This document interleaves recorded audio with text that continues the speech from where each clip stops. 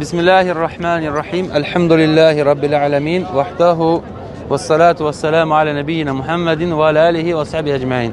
Deməli, bax, biz bu durduğumuz yer Hicrətin 3-cü ilində, Şavvalın 6-sında burada şiddətli bir döyüş gedir.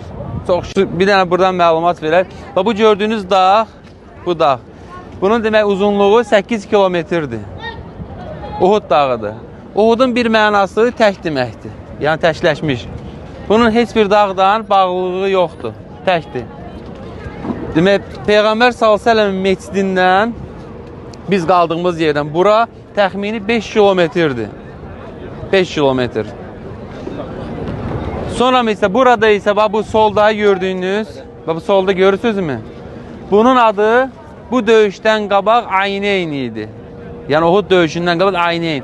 Ayneynin tərcüməsi nədir? Yəni iki göz adlanır. Bu dağ elə bir sanki iki göz idi. Bax, bu gördüyünüz təpə var. Bax, düşüb aşağı görürsünüzmü? O da təxmini elə o təpə o boyutda olub. Və həmçində bu dağ bundan da böyük olubdur. İnsanlar təsəvvür edin 14 əsrdir də. 14 əsr gəlib gedirlər və cahiliyyət üzbatından nə edirlər? Daşıyırlar. Hələ bir daş götürür, hələ bir qum götürür, belə təbarruk eləmək üçün gelib onun vasitə. O da şirkdir də, necə bilirsiniz ki. Bax, görün, daş düşüb aşağı. Deməli, müşriklər Abu Sufyanın başçılığı ilə Bədir döyüşündə necə bilirsiniz ki, məğlub oldular. Məğlub olandan sonra gəlirlər Bədirin intiqamı üçün. Bədirdən intiqam almaq üçün. Abu Sufyan ordu yığır 3000 nəfərdən ibrət olaraq. 3000 nəfər, 3000 say olur. Onun təsəllinci ordusunda 3000 dəvə olur. Orada 3000 dəvə. 200 at və 700 də zirəhli. Bu necə qeyd edilir, 3000-də döyüşdü. Niyə inirlər? Çıxırlar Uhud tərəfə. Yəni, daha doğrusu Mədinə tərəfə. Peyğəmbər sallallahu aleyhi ve sellem bunu eşitəndə necə bilirsiniz ki, döyüşdən qabaq müşavirə olur. Yığır sahabələri, yaxınlarını ki, necə eləyək, necə döyüşək. Və Allah Rasulü sallallahu aleyhi ve sellem deyir ki, Mədinədən çıxmayağın, yəni oradan çıxmayağın. Amma bəzi sahabələr fikir verirlər ki, çıxsaq yaxşıdır. Və Allah Rasulü sallallahu aleyhi ve sellem artıq gedir, zirəyini geyinir və sahabələr görürlər ki, Peyğəmbər sallallahu aleyhi ve sellem 2 dənə zirək geyinibdir. Bu da nəyə dəalət eləyirdi? Yəni Allah Rasulü sallallahu aleyhi ve sellem artıq bilirdi ki, necə şiddətli döyüş olacaqdır. Və sahabələr deyirlər ki, ey Allahın elçisi, gəl çıxmayaq. Siz dediyiniz kimi elə, Allah Rasulü sallallahu aleyhi ve sellem deyir ki, bir elçiyə, bir Rasula artıq döyüş geyimini geyinəndən sonra onu çıxartmaq yaraşmaz. Çıxırlar. Təxmini necə, nə vaxt çıxırlar? Əsr namazında çıxırlar. Əsr namazında çıxırlar.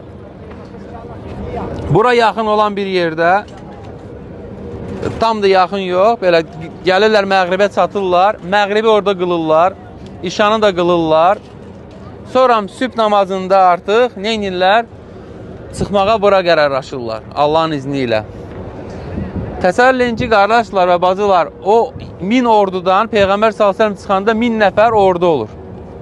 Həmən o gecədə Abdullah ibn Ubey, müşriklərin başçısı, əstəğfurullah, bəli, münafiqlərin, Allah razı olsun, münafiqlərin başçısı nə edir? 300 nəfər döyüşçünü özü ilə ordudan aralayır.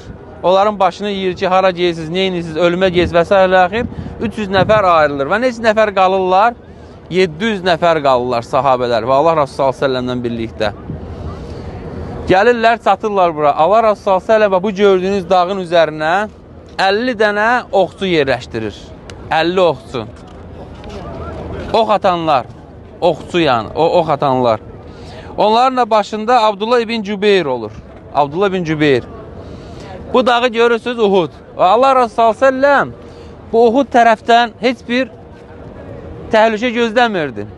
Peyğəmbər s.ə.v haradan gözləyir? Bax, necə görürsünüz oradan. Ora açıqlıqdır. O tərəfdən gözləyir təhlükəni. Və ona görə də Allah Rasulü s.ə.v 50 oxçunu yerləşdirir bura.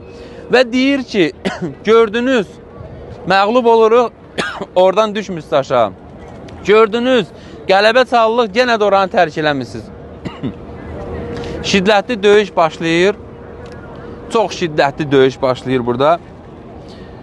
Və burada da ki, necə bilirsiniz, Həmzə radiyallahu anh və başqa sahabələr çox, yəni ki, böyük bir qəhrəmanlıq göstərirlər.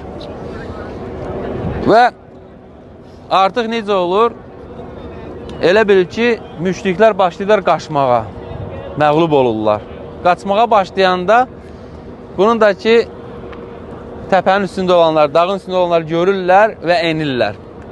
Hamısı enmir. 40 nəfər enir. Onların adı da zikr olunmur. 10 nəfər isə qalır orada. Abdullah ibn Cübeyr və onunla 9 nəfər qalır. Onlar tərpənmir yerindən. Və artıq bunlar qaçırlar həm müşrikləri qovmağa, həmçinin də ki, qəniməti yığmağa. Bunu da ki, görən, yəni Valid, Xalid ibn Valid, necə ki, bilirsiniz, sonra İslamı qəbul edir və bəzi rəvayətlər hətta Seyfullah adı ləqəbi alır, yəni Allahın qılıncı. O bunu görən bu mənzərəni artıq Allahın izni inir və buradan görür ki, oxçulara düşdü, arxadan gəlir, o oxçuların onunu da öldürür qalanında. Sonra isə nə inir? Artıq sahabələri arxadan hücum olunur. Və müşriklər də artıq görürlər ki, Xalid ibn Valid gəlir, onlara çönürlər. Və artıq orada elə bir İslam ordusu qalır harada? 2 müşrik arasında. Və burada gördüyünüz yer, bax, bura hasar alınan yer. Təxmin elə döyüş bax, burada olubdu. Və orada böyük gündə dəfn olunub sahabələr, 70 sahabə, Peyğəmbər sallallahu 70 sahabəsi. Və sonra isə bax, o ara var ya, aralıq var. Biz avtobusumuz orası var. Təxmini bax, ora elə bil ki, yaralılar, belə şeylər daşıyırlar ora. Orada yəni onlara qulluq eləmək üçün. Və Peyğəmbər sallallahu aleyhi ve sellem və onunla 3 sahabə qalxırlar hara? Uhud dağına. Uhud dağına qalxanda sözsüz ki, necə ki, bizə rəvayət olunur Səhih Buxaridə və Fədaül Sahabə kitabında. Bunu da rəvayət edən Ənəs ibn Malikdir. Allah ondan razı olsun. Peyğəmbər s.ə.v Abbaqir radiyallahu ilə, Ömər radiyallahu və həmsindəki Osman radiyallahu onlarla birlikdə çıxır o dağa. Dağ başlayır nə eləmək? Sirkələnməyə. Sirkələnəndə Peyğəmbər s.ə.v deyir ki, ey Uhud, sakitləş. Sənin üzərində bir Rasul, bir Sıddıq, 2 şəhid var. Təsəllən, yəni bu nədir? Bu sözsüz ki, həm də xəbər idi. Allah Rasulullah s.ə.v artıq xəbər verir ki, Ömər radiyallahu anh şəhid olacaqdır və həmçində ki, Osman radiyallahu anh şəhid olacaqdır. Və burada dəfn olunurlar onlar. Və necə qeyd elədik, Həmzə radiyallahu anh da Peyğəmbər s.ə.v-in əmisi, həmçinindəki süd qardaşı. O da burada şəhid olur və çox belə aznacaqlı şəkildə olur. Necə olur? Deyim sizə. Yəni, mizəni atırlar, onun ağzından girir və əyağından çıxır rəvayətlərə görə. Bunu da ki, necə bilirsiniz, Vəhşi öldürür. Mutim ibn Cübeynin yəni köləsi olur Vəhşi. O da ona vəd edir ki, əgər Həmzəni öldürsən, səni köləlikdən azad olunacaqsan. Və onu öldürür və köləlikdən azad olur. Amma bu insanlarda bizdə yəni ki, Vəhşiyə qarşı nifrət oyatmamalıdır. Çünki necə bilirsiniz ki, sonra Vəhşi tövbə eləyir və İslamı qəbul eləyir. Bəli, sonra necə ki, ən şərəfli insanı öldürür, Peyğəmbər s.ə.v-in əmisi oğlunu, əmisini daha doğrusu və həmçində süd qardaşını və həmçindəki Peyğəmbər s.ə.v onu nə adlanırdı? Yəni şir, aslan. Bəli. Onun da o ləqəbi niyə görə idi? Bir rəvayətlərə görə o cahiliyyət dövründə aslan ovu eləyən idi. Yəni çox belə güclü adam idi. Sonra isə o niyə görə sonra isə ən axırda Abbaqir radiyallahu anh xəlifəlik dövründə Museybi öldürür o. Özünü peyğəmbəri elan edəni. Yəni niyə görə bunlar hamısını deyirəm ki, insanda yəni ona qarşı kin, kədər yaratın. Düzdür, Peyğəmbər s.ə.v bəzi rəvayətlərə görə deyir ki, onun gözünə görünməsin. Bu da onun üçün ən böyük əzab olur. Bax, qardaşlar və bazılar, burada gördüyümüz yer Yəni sahabələrin qanı tökülən yer. Çox belə də hüzünlü yerdir bura. Burada bizim üçün amma məğlub olsa da belə zahirən, amma bizim üçün burada böyük bir ibrət qoyulub gedibdir. Yəni nə ibrətidir? Və Allah Rasul s.ə.v-in sözündən, yolundan kim dönərsə, kim yəni yayınarsa nələr onu gözləyir? Onlar sahabələr idi. Allah Rasul s.ə.v-in sahabələri idi. Onlar hər biri alim sayılırdı. İctihad əhli idi. Baxın, ictihad elədilər, nə nəticə verdi? Çox pis nəticə verdi. Bizə amma yol qoyub getdilər. Nə yolu? Ki, yəni biz əgər o yoldan çıxsaq, bizi nə gözləyir? O bu dünyada və həmçində axirətdə. Və insanın ibadətinin qəbul olması üçün 2 şərt var. 2 rukunu var. Nədir biri? Birincisi odur ki, ixlaslı olmalıdır. Elədiyi əməl sırf Allah üçün olmalıdır. İkinci nədir? İkinci odur ki, Allah Rasulü s.ə.v-in etdiyi kimi eləməlidir. Baxın, hər bir əməlinizə baxın. Əgərlərim bu 2 şey yoxdursa o əməldə, o özünüzü yormayın. Ən azı sizə nə olacaqdır? Günah yazılacaqdır.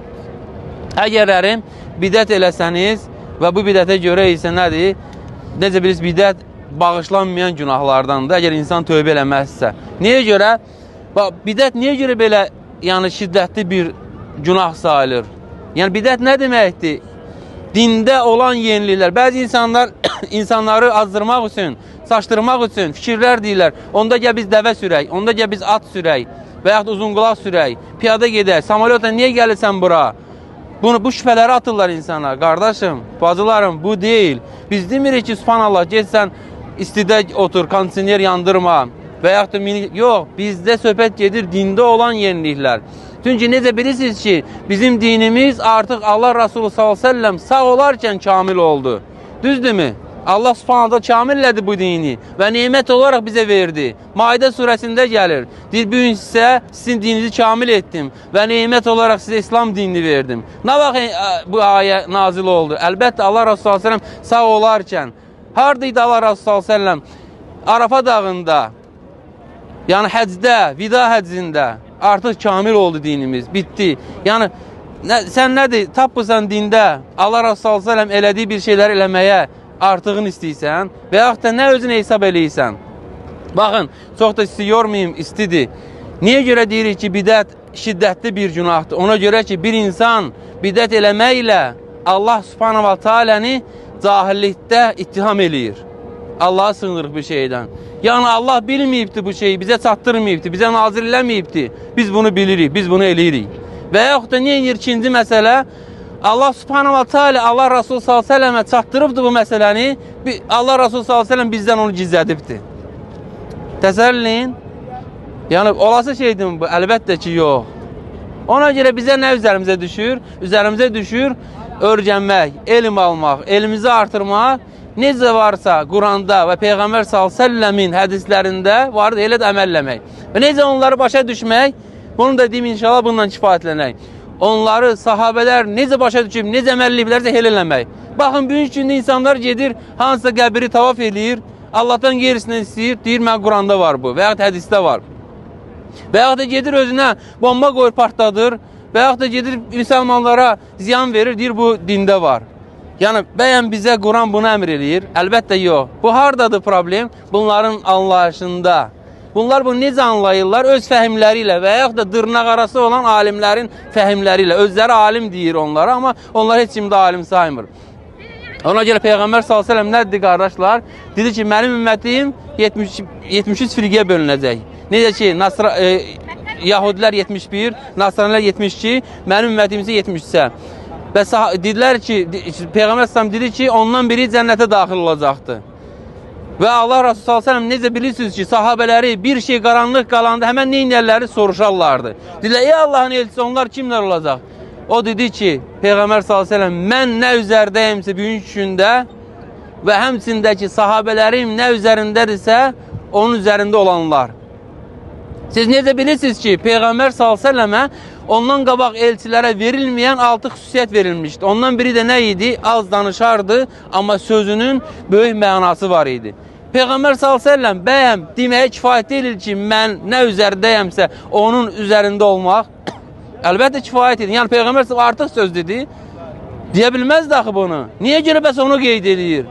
Niyə görə? Çünki ona görə ki, Peyğəmbər s.ə.v-in hədislərini, Quran ayətlərini, sahabələr necə onu başa düşüblərsə, necə əməl ediblərsə, elə başa düşüb, elə əməl eləmək. Budur bizim üzərimizə düşən.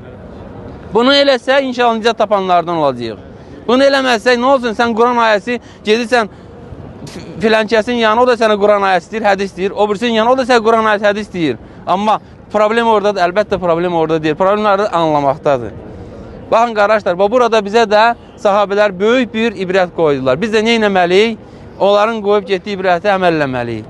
Və həmçinin sizə qeyd edeyim ki, təxmini bu hadisə olandan sonra 40 il sonra buranı böyük bir su basır, sel olur və bütün ölülər çıxır üzə. Və təsəllin rəvayət eləyənlər deyir ki, hətta onların üzlərində qan belə, nə elə bir sanki indi bir də kəsilibdir.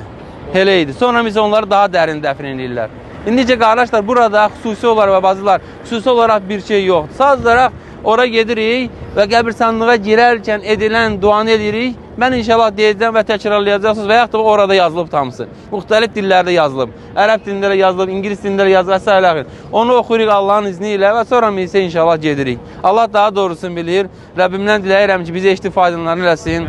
Allah subhanətən diləyirəm ki, bizim ölkəmizdə əmin-amanlıq eləsin. Allah subhanət millətimizə, xalqımıza hidayət versin. Allah subhanətə başımıza daim kömək olsun, o düzgün şəkildə qərarlar verməyə və kimlər ki, bizim ölkəmizə, ölkə başımıza hilələr qurur, Allah subhanət özü onun qarşısını alsın. Allahdan diləyirəm ki, hər birinizə məqbul olunan ömrə nəsib eləsin və siz də qardaşlar, burada bazılar elə yerdəsiniz ki, bura yəni sadəcə ekskursiya deyil və bu şeydən istifadə edin, dualardan, özünüz üçün, övladlarınız üçün, yoxdursa gələcəkdə olan övladlar üçün, yaxınlarınız üçün istəyin Allahdan. Allah subhanahu wa ta'alədən nə qədər çox istəsəniz, o qədər daha Allah sevindir. Yəni insanların xüsusiyyətidir o. Çox istəyirsən, səndən çəkinirlər, qaçırlar. Amma Allah subhanahu wa ta'ala əksinə. Allah bizi istifadəni eləsin, Allah daha doğrusunu bilir. Subhanakallahumma bihamdik, əşhədu ən la ilahe illə əntə əstəğfiruka və etûbü ileyk.